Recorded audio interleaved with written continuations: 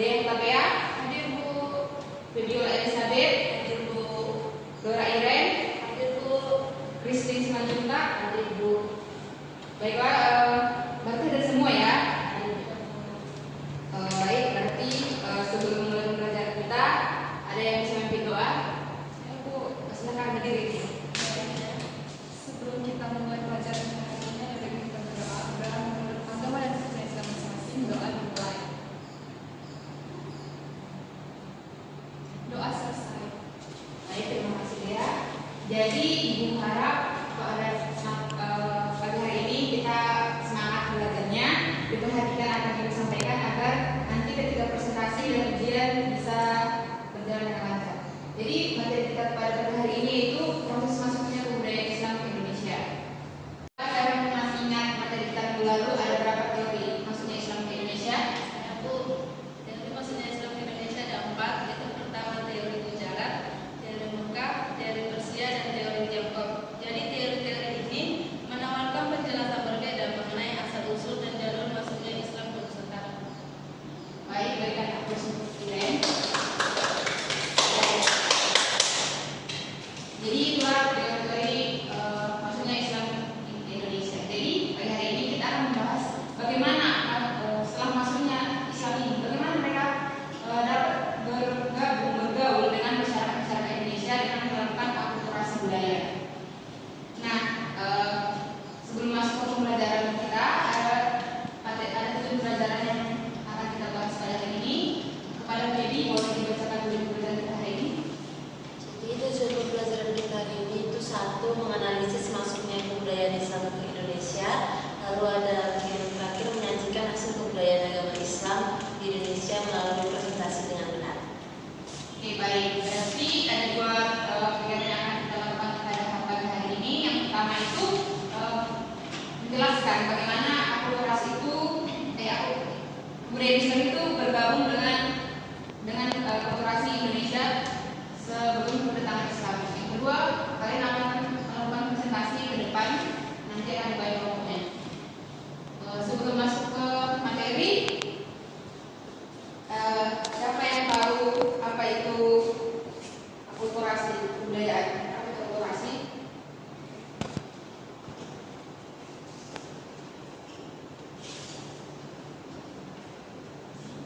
Ada yang tahu? Baik, akan dijelaskan. Jadi akulturasi itu adalah proses masuknya kebudayaan baru ke suatu daerah, ke suatu tempat tanpa menghilangkan budaya-budaya yang di tempat asal tersebut. Jadi misalnya Islam ini datang ke suatu daerah dengan membawa budaya baru. Orang itu apa? Beradaptasi tanpa menghilangkan budaya yang terdapat di daerah tersebut. Jadi sebelum memahami lebih lanjut, Ibu akan menyampaikan atau menayangkan video pembelajaran yang akan ditonton. Tapi sebelum itu Ibu ingin membagi kelompok dengan 2 kelompok. Kelompok pertama Dea dan Feby, kelompok kedua Iren dan Christine. Jadi nanti setelah ditampilkan video ini disimak baik-baik ya, agar kalian mengerti dan dikerjakan. Nanti Ibu bagikan tugasnya. Ibu akan menayangkan videonya.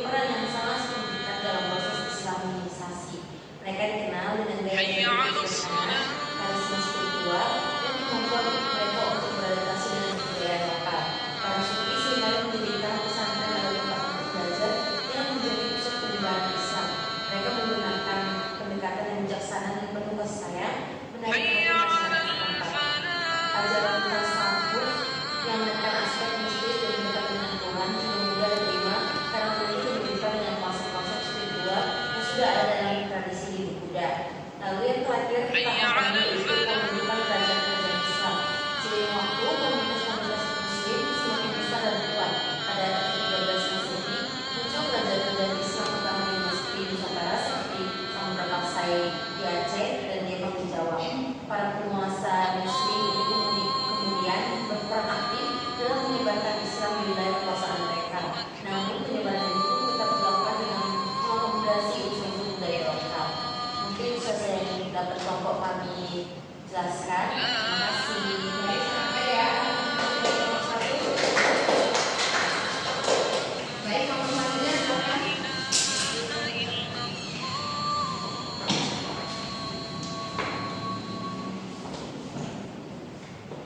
Baik, kami dari kelompok 2, anggota kelompok 2, saya sendiri Nuraya dan saya Sidiqa. Sidiqa sangat indah untuk masalah tentang yang ditanyakan yang kelompok 2 itu bentuk akulturasi apa saja yang sudah terdapat kesulitan untuk kalian. Jadi proses akulturasi budaya Islam Indonesia menghasilkan perpaduan yang indah antara nilai-nilai Islam dengan tradisi-tradisi lokal. Beberapa contohnya mengikuti. Yang pertama adalah bahasa dan sastra. Banyak kosakata bahasa Indonesia yang berasal dari bahasa Arab, terutama yang berkaitan dengan agama, hukum dan administrasi. Dalam bidang sastra, muncul karya-karya yang bermanfaat Islam namun tetap menggunakan bentuk-bentuk sastra lokal seperti hikayat dan usul. Contohnya adalah hikayat Hang Tuah yang memasukkan unsur-unsur keislaman. Yang kedua ada seni dan arsitektur. Seni ukir dan arsitektur masjid-masjid kuno di Indonesia seringkali menunjukkan perpaduan antara gaya Islam dengan elemen-elemen Hindu Buddha. Misalnya, atap masjid Demak yang bertingkap menyerupai pagoda atau candi, serta ornamen-ornamen yang menggunakan motif tumbuh-tumbuhan dan geometris khas Islam, namun diadaptasi dengan cita rasa lokal. Selanjutnya akan dijelaskan. Yang ketiga, tradisi dan upacara. Beberapa tradisi dan upacara lokal mengalami islamisasi. Contohnya adalah perayaan sekaten di Yogyakarta dan Surakarta yang merupakan adaptasi dari upacara-upacara Hindu Buddha dengan memasukkan unsur-unsur keislaman untuk memperingati Maulid Nabi Muhammad SAW. Tradisi ziarah kubur juga diwarnai dengan praktik-praktik lokal. Dan keempat, sistem pemerintahan dan hukum. Konsep-konsep pemerintahan Islam seperti kesultanan diadopsi, namun tetap diwarnai dengan unsur-unsur kekuasaan tradisional. Dalam bidang hukum, meskipun hukum Islam diterapkan, namun tetap berdampingan dengan hukum adat yang sudah ada sejak lama. Yang kelima, filsafat dan kepercayaan. Ajaran-ajaran tasawuf Islam dengan mudah diterima karena memiliki kesamaan dengan konsep-konsep mistisme dengan tradisi lokal. Sinkretisme antara ajaran Islam dengan kepercayaan animisme dan dinamisme juga terjadi di beberapa daerah, meskipun kemudian secara bertahap ajaran Islam itu menjadi lebih dominan. Sekian dari kelompok kami. Terima kasih. Baik, silakan duduk. Berikan aplaus untuk kelompok 2. Baik, semua kelompok telah melakukan presentasi. Jadi sudah dapat dimengerti ya itu akulturasi dan bagaimana Islam melakukan akulturasi terhadap kebudayaan Indonesia sebelum mereka datang ke Indonesia. Jadi Bu harap kalian dapat materi kita hari ini dapat dipahami dan menjadi wawasan kita yang baru. Jadi ada apa pertanyaan yang diberikan atau ada yang kurang paham? Baiklah, jika tidak ada, tugas baru akan diberikan, akan ibu kirim nanti di grup WA kita. Materi kita selanjutnya untuk minggu depan yaitu proses berkembangnya agama Islam di Indonesia. Jadi pembelajaran kita telah selesai pada pagi hari ini. Ada yang bisa menentukan pembelajaran kita sebelum kita akhiri? Saya Bu. Silakan Baby. Nah, jadi yang dapat saya simpulkan dari pembelajaran kita hari ini itu adalah proses akulturasi Islam ini menunjukkan kearifan dan fleksibilitas para penyebar Islam dalam memahami dan menghargai budaya lokal. Mereka tidak berusaha menghapus budaya yang sudah ada, mereka secara bertahap mengenalkan ajaran Islam dalam pendekatan yang persuasif dan kontekstual. Hasilnya adalah Islam di Indonesia memiliki corak yang khas dan kaya, mencerminkan perpaduan antara nilai-nilai universal Islam dengan kearifan lokal Nusantara. keberhasilan penyebaran Islam melalui akulturasi muda ini menjadi warisan berharga dan terus dilestarikan hingga kini, menunjukkan betapa Islam dapat hidup berdampingan secara harmonis dengan keragaman budaya. Terima kasih. Baik, sangat bagus ya penjelasan atau kesimpulan dari Baby. Jadi Islam itu